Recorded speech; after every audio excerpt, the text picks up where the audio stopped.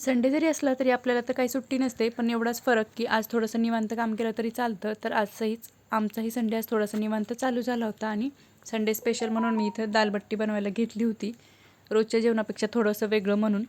आणि मग मी अगोदरच पीठ वगैरे मळून थोडंसं रेस्ट करायला ठेवून दिलं आणि डाळ वगैरे शिजवून घेतली आणि थोड्या वेळानंतर मग पीठ रेस्ट वगैरे करून झाल्यानंतर मग बट्टी वगैरे बनवून घेतली आणि डाळ पण फोडणी देऊन घेतली आणि बट्टी अशी मी इडली पात्रात वाफवायला ठेवते.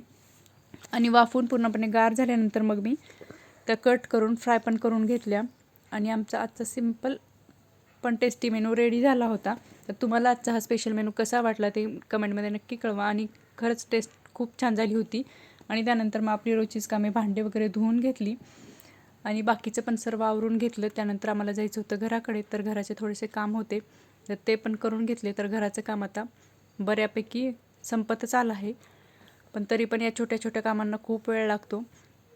तर ते काम वगैरे बघून आल्यानंतर मग संध्याकाळच्या वेळेला काव्याची एक्झाम चालू आहे तर तिचा अभ्यास वगैरे घेतला आणि त्यानंतर तिचं ती स्टडी करत बसली. आणि स्टडी वगैरे झाल्यानंतर मग आज रात्रीच्या जेवणामध्ये मी बनवलं होतं सिंपल भात-वरण.